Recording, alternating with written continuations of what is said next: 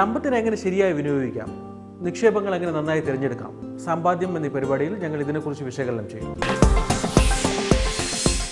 സ്ഥിര വരുമാനക്കാർക്ക് ജീവിതത്തിൽ പെട്ടെന്നുണ്ടാകുന്ന ചിലവുകൾക്ക് പണം കണ്ടെത്താൻ നാം കാലങ്ങളായി പ്രയോഗിക്കുന്നതാണ് സ്വർണ്ണപ്പണയം.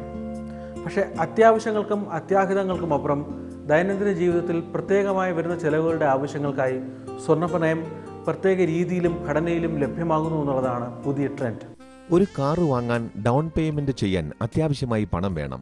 അല്ലെങ്കിൽ പുതിയ വീട് വാങ്ങുമ്പോൾ സ്വന്തം കാശ് അല്പം ആദ്യം നിക്ഷേപിക്കണം. ഇതൊക്കെ നിത്യജീവിതത്തിൽ സാധാരണമായ ആവശ്യങ്ങളാണിന്ന്. മാസശമ്പളത്തിൽ നിന്ന് മിച്ചം പിടിച്ച് ഈ കാശ് ഒരുക്കി വയ്ക്കുക പലപ്പോഴും പ്രയാസം. വീട്ടിലെ അലമാരയിലോ ബാങ്കിലെ ലോക്കറിലോ ഇരിക്കുന്ന സ്വർണത്തെക്കുറിച്ച് അവസാനമായി നാം ചിന്തിക്കുള്ളൂ. പല ബാങ്ക്സും NBFCസും ഒക്കെ ഇത് ലോൺ കൊടുക്കുന്നുണ്ട്. അതിന് വളരെ ക്വിക്കായിട്ട് തന്നെ ലോൺ കിട്ടും. അത് വളരെ ഈസി ആയിട്ടും കിട്ടും. അത് ആർക്കും കിട്ടും. അപ്പോൾ അതിനൊരു വേറെ ഒരു റെഫറൻസോ വേറെ ക്രെഡിറ്റ് ചെക്കിങ്ങോ ബാക്ക്ഗ്രൗണ്ട് ചെക്കിങ്ങോ ഒന്നും ആവശ്യമില്ല. ഒരു സുനിശ്ചിത ജാമ്യമായി സ്വർണം പ്രയോജനപ്പെടുത്തുക വഴി ഞൊടിയിടയിൽ ആവശ്യത്തിന് പണം ലഭിക്കും. വീടിന്റെ അറ്റകുറ്റപ്പണികൾ, കുട്ടികളുടെ വിദ്യാഭ്യാസം എന്നിങ്ങനെ നനച്ചിരിക്കാതെയുള്ള ചെലവുകൾക്ക് സ്വർണ്ണപ്പണയം പ്രയോജനപ്പെടും.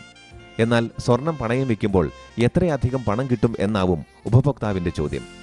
പലപ്പോഴും തൽക്കാല ആവശ്യത്തേക്കാൾ പണം കിട്ടിയാൽ അവസരം മുതലാക്കുന്നവരുമുണ്ട്. ഇത് പലപ്പോഴും തിരിച്ചടവിന് പ്രയാസമുണ്ടാക്കാൻ കാരണമാകും. സ്വർണം സാധാരണയായി സ്ത്രീകളുടെ നിയന്ത്രണത്തിലും സ്വാതന്ത്ര്യത്തിലും വരുന്നതാകയാൽ കുടുംബത്തിന്റെ പൊതുവായ ചെലവുകൾക്കാണ് പണയം വയ്ക്കൽ ഉപകാരമാകുന്നത്. നവദമ്പതികളുടെ കാര്യത്തിൽ പുതിയ ജീവിതം ആരംഭിക്കുന്നതിലേക്കായി പണം ആവശ്യം വരുമ്പോൾ സ്വർണ്ണപ്പണയം ഒരു ഉപാധിയായി പ്രയോജനപ്പെടുത്തി വരുന്നുണ്ട്. ഒരു ചെറിയ കച്ചവടം തുടങ്ങാനോ ഉള്ളത് വിപുലപ്പെടുത്താനോ ഉള്ള ശ്രമങ്ങളിൽ സ്വർണ്ണപ്പണയം ആശ്രയിക്കാവുന്ന മാർഗമാണ്. സാധാരണ ബാങ്കുകളുടെ നിബന്ധനകളും നടപടിക്രമങ്ങളും ഇല്ലാതെ പെട്ടെന്ന് ലഭ്യമാകുന്നുവെന്നതാണ് സ്വർണ്ണപ്പണയത്തിന്റെ നേട്ടം. ഓർണമെന്റ്സ് വെയർ ചെയ്യുന്നതും ഹോൾഡ് ചെയ്യുന്നതും വിമൻ തന്നെ. ഞാൻ ആദ്യം പറഞ്ഞ പോലെ അവരുടെ ഒരു ഇൻഷുറൻസിന് വേണ്ടി അവർ മേടിച്ച് വെക്കുന്നത്. ഗോൾഡ് മേടിച്ചിട്ട് ആ ഓർണമെൻറ്റ് എനിക്ക് തോന്നുന്നില്ല ഒരിക്കലും man of the family, head of the family അത് വെക്കുന്നു തോന്നില്ല. ഇതിൻ്റെ പൊസഷനും കൺട്രോളും വിമൻ്റെ കയ്യിലായിരിക്കുന്നത്. അപ്പോൾ അവർക്ക് അതിൻ്റെ പുറത്തൊരു ഇമോഷണൽ അറ്റാച്ച്മെൻ്റ് ഉണ്ട്. സ്വർണം പോലെ വീട്ടിൽ സൂക്ഷിക്കുന്ന ഉറങ്ങുന്ന നിക്ഷേപം പ്രയോജനകരമായ പുനർനിക്ഷേപങ്ങൾക്ക് പണം കണ്ടെത്താൻ പ്രയോജനപ്പെടുത്താവുന്ന സ്വർണ്ണ പണയം പോലുള്ള മാർഗങ്ങൾ ശ്രദ്ധയാകർഷിച്ചു വരുന്നു.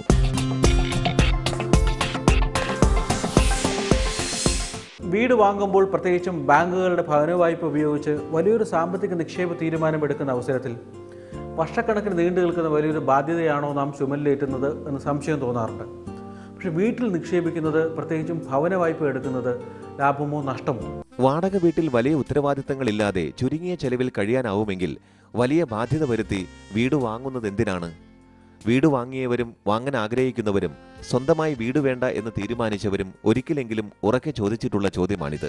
പ്രത്യേകിച്ചും സ്വന്തമായി കയ്യിൽ കാശില്ലാതെ വരുമ്പോൾ ബാങ്ക് വായ്പയെ ആശ്രയിച്ച് വീട് വാങ്ങിയാൽ ജീവിതകാലം മുഴുവൻ നീണ്ടു നിൽക്കുന്ന സാമ്പത്തിക ബാധ്യത ശരിയായ തീരുമാനമാകുമോ? പണ്ട് 55 റിട്ടയർമെന്റ് ഏജിലാണ് വീട് എടുക്കുന്നത്.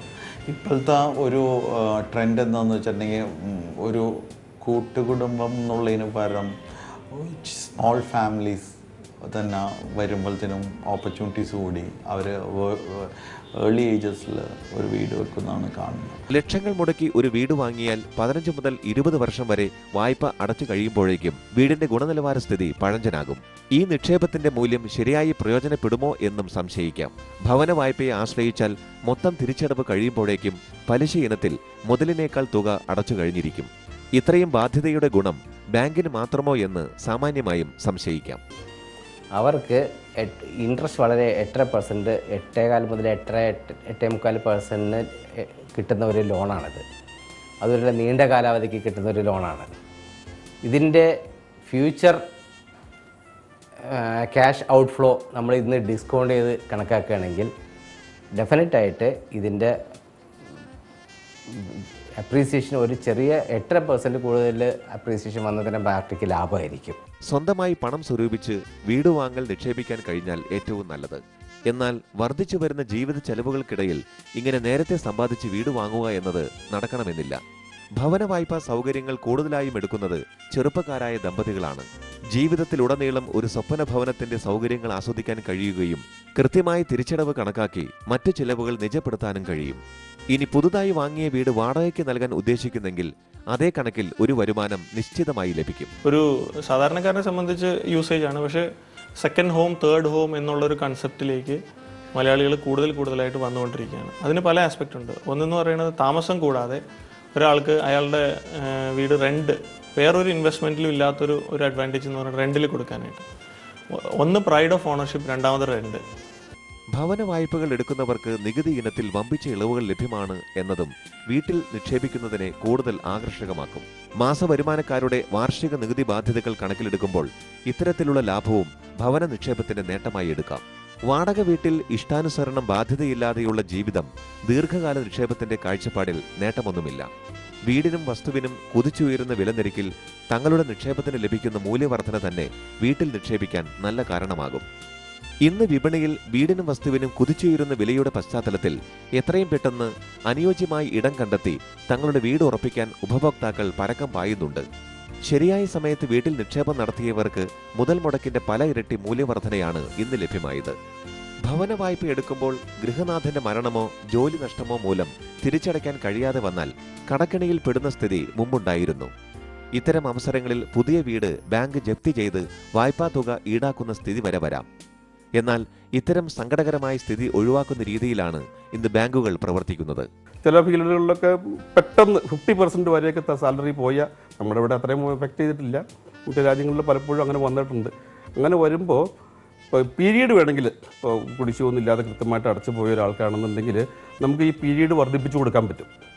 അപ്പോൾ പീരീഡ് വർദ്ധിപ്പിക്കുമ്പോൾ ഓട്ടോമാറ്റിക്കലി അവൻ്റെ സാലറിയിൽ നിന്ന് അടയ്ക്കേണ്ട തുക കുറയ്ക്കാൻ പറ്റും. ബാങ്ക് വായ്പ എടുത്ത് വലിയ വീട് പണിയുന്നത് എടുത്തുചാട്ടമാകുമോ എന്ന് ആശങ്കപ്പെടുന്നവർ അനവധിയാണ്.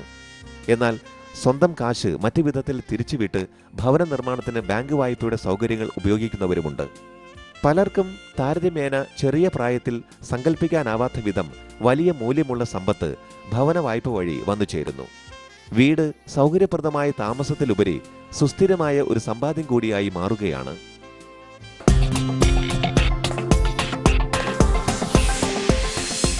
ദക്ഷിണാഫ്രിക്കയിൽ ലോകകപ്പിന്റെ പന്തുരുളുമ്പോൾ ആവേശം തിരതല്ലുന്നത് കേരളത്തിലെ ടെലിവിഷൻ മാർക്കറ്റിലാണ്.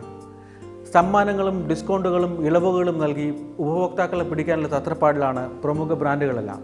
ഫുട്ബോൾ ഗാലറിയിലെ ആരവം ടെലിവിഷൻ വിപണിയിൽ ആവേശത്തിന് വഴിവെക്കുന്നു.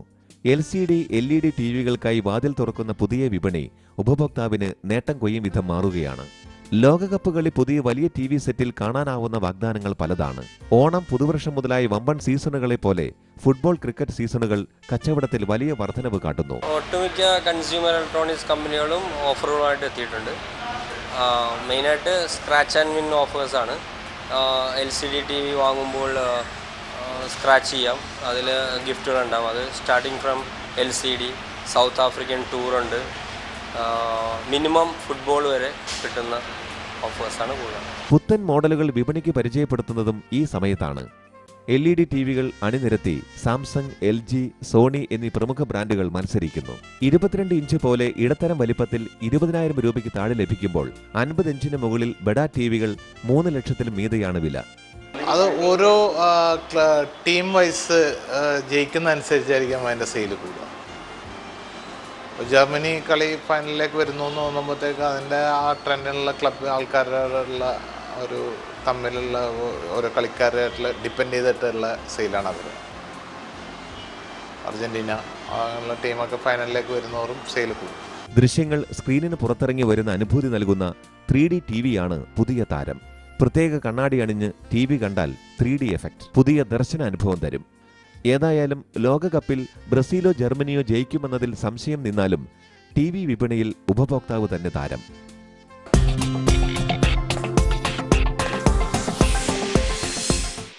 സമ്പാദ്യത്തെയും നിക്ഷേപത്തെയും സംബന്ധിച്ച വിശകലനങ്ങളും ഉപദേശങ്ങളും അടങ്ങുന്ന സമ്പാദ്യം ഇനി അടുത്ത ദിവസം വീണ്ടും കാണാം. നമസ്കാരം.